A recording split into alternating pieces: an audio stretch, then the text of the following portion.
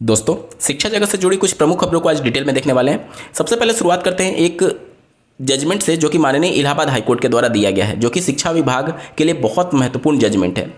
मामला ये था कि बहुत लंबे समय से 1996 में एक भर्ती हुई थी जिसमें नियम विरुद्ध जो शिक्षक हैं वो अपॉइंट हो चुके थे और काफ़ी लंबे समय से उन्हें वेतन भी मिलता रहा, सरकारी सभी सुविधाएं वो लेते रहे, लेकिन कुछ विभागीय जांच के बाद से उनके वेतन को रोक दिया गया। अब ये जो शिक्षक थे ये चले जाते हैं हाईकोर्ट और हाईकोर्ट से गुहार लगाते हैं कि साहब हमारी नियुक्ति जो थी वो पूरी तरीके से वैध थी और हमें कई वर्षों तक सरकारी वेतन भी मिला, अब हमें नहीं निकाला जा सकता। जिस पर माननीय हाईकोर्ट ने तल्ख टिप्पणी करते हुए ये कहा कि लंबे समय तक कार्य करने से अवैध नियुक्ति जो है वो वैध नहीं हो जाती है। पूरा मामला एक बार जल्दी से देख लेते हैं। इलाहाबाद हाईकोर्ट ने कहा कि लंबे समय तक नौकरी करने या कुछ वर्षों तक वेतन पाने भर से कोई अवैध नियुक्ति वैध नहीं हो जाती है। कोर्ट ने स्पष्ट किया कि यदि नियुक्ति नियमों और वैधानिक प्रक्रिया के विपरीत हुई है तो समय बीतने या सेवा में जारी रहने के आधार पर उसे कानूनी संरक्षण नहीं दिया जा सकता। अब ये जो जजमेंट है वो बहुत महत्वपूर्ण है क्योंकि 69,000 शिक्षक भर्ती का मामला भी माननीय सुप्रीम कोर्ट में विचाराधीन है। अभी मामला मेरिट पर नहीं सुना जा रहा है। राज्य सरकार ने माननीय सुप्रीम कोर्ट में 3 हफ्ते का समय मांगा था, जिसमें जो लिस्ट को रिविजिट करने के बाद से जो कैंडिडेट नई लिस्ट में शामिल होंगे उनको नौकरी देने के लिए बात कही गई थी राज्य सरकार की तरफ से, जिस पर माननीय सुप्रीम कोर्ट ने भी उनको अप्रिशिएट किया हुआ था। मतलब कि अभी की स्थिति परिस्थिति के हिसाब से जो लिस्ट में नहीं आएंगे अनारक्षित वर्ग के कैंडिडेट उनको निकालने की बात नहीं चल रही है। लेकिन जो डबल बेंच का जजमेंट था उसमें साफ तौर पर इनको मार्च तक ही केवल होल्ड करने की बात की गई थी, उसके बाद के बारे में जिक्र नहीं किया गया था, जिसके बाद से अभ्यर्थियों के मन में शंका हुआ कि कहीं राज्य सरकार इनको बाहर ना कर दे। इस वजह से उन्होंने सुप्रीम कोर्ट में चैलेंज किया। अब हाईकोर्ट का ये जो जजमेंट है, अगर 69,000 की शिक्षक भर्ती मेरिट पर चली जाती है सुनवाई होने के लिए तो निश्चित तौर पर उसमें बहुत बड़ा इंपैक्ट डाल सकती है। हालांकि इस मामले में और उस मामले में बहुत अंतर है। इस मामले में अगर आप देखेंगे तो राज्य सरकार ने ही उनका वेतन रोका हुआ था, लेकिन जो 69,000 की शिक्षक भर्ती है वो पूरी भर्ती की प्रक्रिया जो है उसमें कैंडिडेट का कोई भी रोल नहीं था। उसमें पूरा जो रोल था वो राज्य सरकार की गलत लिस्ट की वजह से हुआ।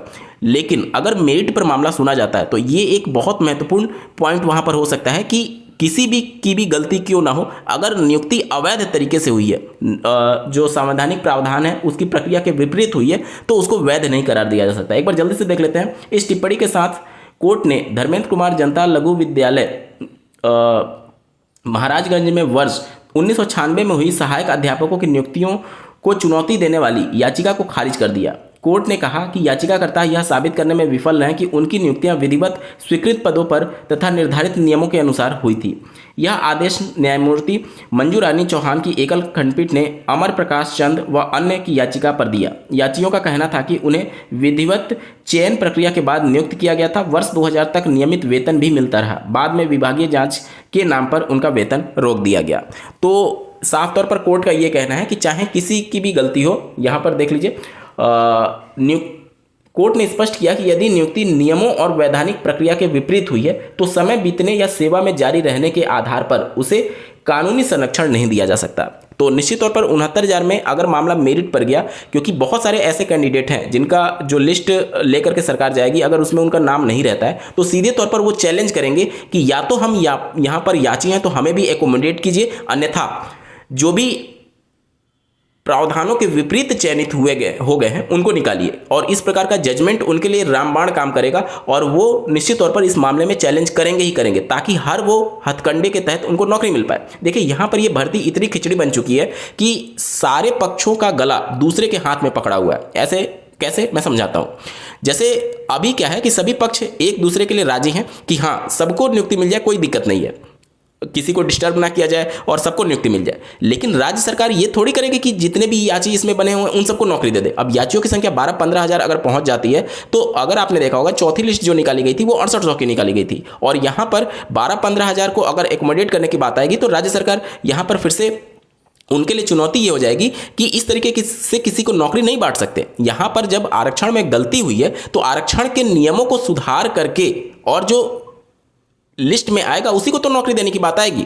अब अगर केवल इस तरीके से किया गया तो फिर जो लिस्ट में जिनका नाम नहीं होगा लेकिन याची बने होंगे वो उनका गला पकड़ने लगेंगे जो कि अनरिजर्व कैटेगरी से सिलेक्टेड है लेकिन नई लिस्ट में उनका नाम शामिल नहीं होगा। क्यों? क्योंकि इस प्रकार का जजमेंट ऑलरेडी है माननीय इलाहाबाद हाई कोर्ट का कि किसी भी कितना भी वर्ष क्यों ना हो गया हो, कितनी भी अगर गलत प्रावधानों के अंतर्गत उनकी नियुक्ति है तो उसको वैध नहीं ठहराया जा सकता।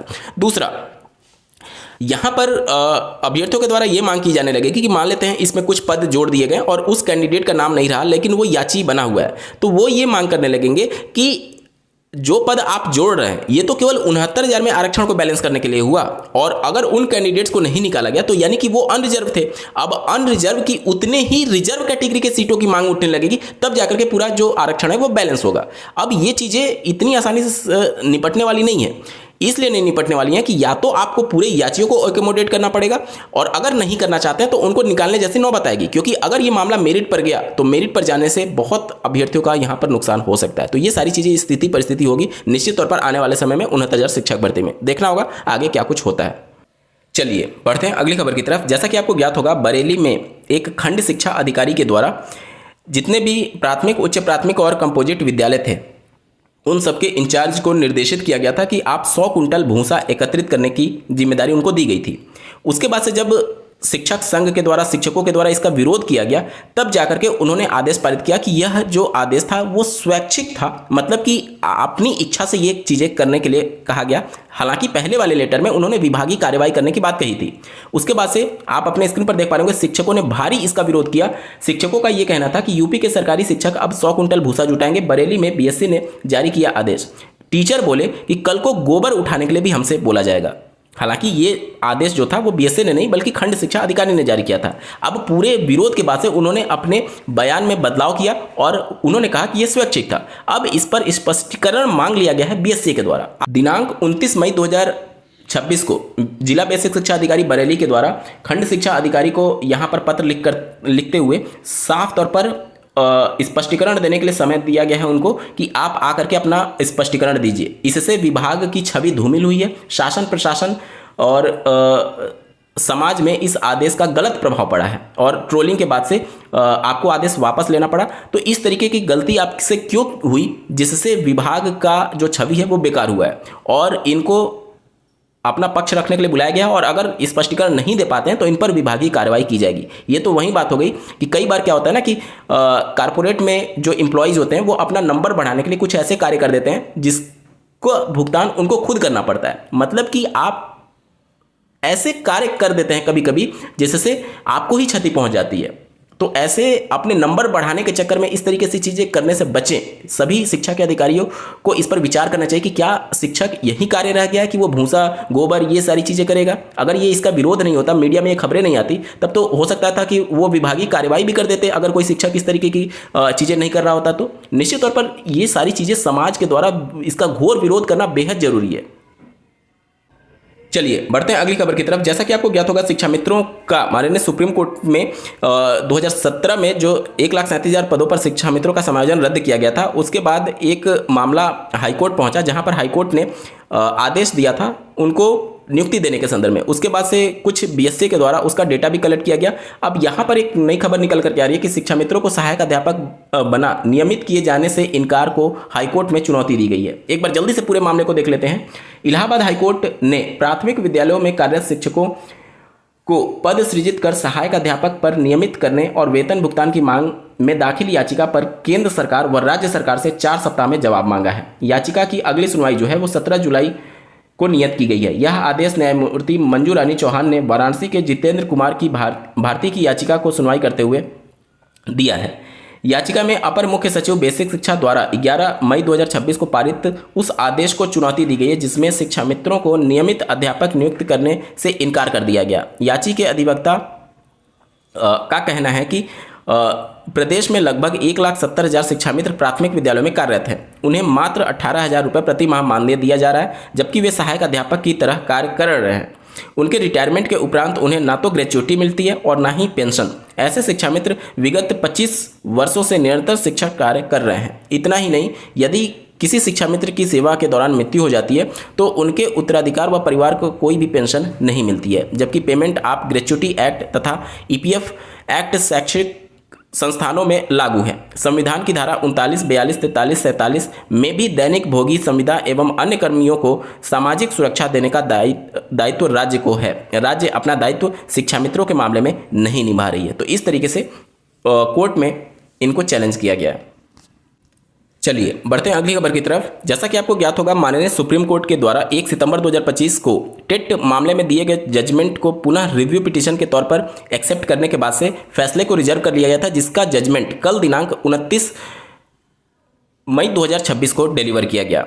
माननीय सुप्रीम कोर्ट ने साफ तौर पर कहा है कि टेट तो आपको हर हाल में पास करना ही होगा। हाँ, मर्सी के तौर पर उन्होंने जो समय सीमा पहले 2 वर्ष निर्धारित की थी, उस समय सीमा को बढ़ा करके 3 वर्ष कर दिया है। मतलब कि 31 अगस्त 2028 तक हर उस इन सर्विस टीचर्स को टेट क्वालिफाई करना होगा जो कि अपनी सेवा जारी रखना चाहते हैं। अगर वो टेट पास करने में असफल हो जाते हैं तो उनकी सेवा या तो वो खुद VRS ले लेंगे या फिर आप उनको एक तरीके से त्यागपत्र देना पड़ेगा। अन्यथा की कंडीशन में विभाग उन पर कंपलसरी रिटायरमेंट के लिए दबाव बना सकता है।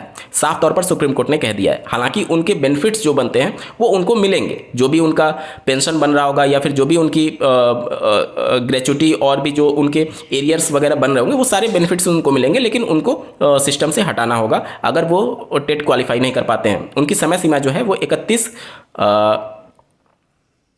अगस्त 2028 निर्धारित कर दी गई है और केवल उन इन सर्विस टीचर्स को यहाँ पर राहत दी गई है जिनकी सेवा 5 साल से कम बची हुई थी। अब ये 5 साल से कम वाला जो क्राइटेरिया है वो किस डेट को कंसीडर किया जाएगा, तो माननीय सुप्रीम कोर्ट का जो जजमेंट था 1 सितंबर 2025, उस डेट को कंसीडर करते हुए आपको देखना होगा कि आपकी रिटायरमेंट क्या इस डेट से 5 साल से कम बची हुई है या फिर 5 साल से अधिक बची हुई है। अगर आपकी सेवा 5 साल से कम बची हुई है तो उस कंडीशन में आप टेट ना भी दे तो भी आप पर किसी भी प्रकार की कोई कार्रवाई नहीं होगी, लेकिन आपको प्रमोशन नहीं मिलेगा। अगर आप प्रमोशन चाहते हैं तो आपको टेट देना ही पड़ेगा, लेकिन सेवा में बने रहने के लिए आपको टेट नहीं देना।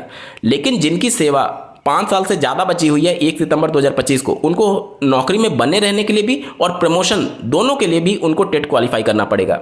उम्मीद करता हूँ आपके सारे डाउट्स क्लियर हो रहे होंगे। ठीक है, चलिए बढ़ते हैं अगली खबर की तरफ। उत्तर प्रदेश में शिक्षक भर्ती को मंजूरी मिलते मिलते 8 वर्ष बीत चुके हैं और DLED के लिए शासन के पास PNP कार्यालय के द्वारा प्रस्ताव भेजा गया था। कल के ही न्यूज़पेपर में एक खबर आई और आज मतलब कल के ही डेट में शाम तक जो शासन से मंजूरी भी मिल चुकी थी। 29 मई 2026 का उत्तर प्रदेश शासन में विशेष सचिव के द्वारा ये पत्र देख पा रहे होंगे जो कि SCRT और PNP कार्यालय को लिखा गया है, जिसमें आप देख सकते हैं DLED प्रशिक्षण 2026 ऑनलाइन आवेदन काउंसलिंग व चयन प्रवेश प्रक्रिया के संबंध में। यहाँ पर आप देख सकते हैं 10 जून को इसका विज्ञापन जारी कर दिया जाएगा और 15 जून से आवेदन लिए जाने प्रारंभ हो जाएंगे।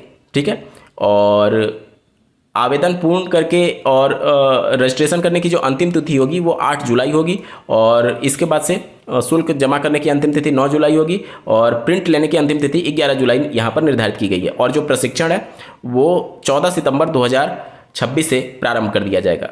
तो निश्चित तौर पर इसकी ज़रूरत नहीं थी। अगर आप शिक्षा नीति भी देखेंगे तो उसमें कहा गया है कि 2030 तक जितने भी कोर्सेज चलते हैं उनको डिस्करेज करते हुए BEd ही एकमात्र कोर्स रन किया जाएगा।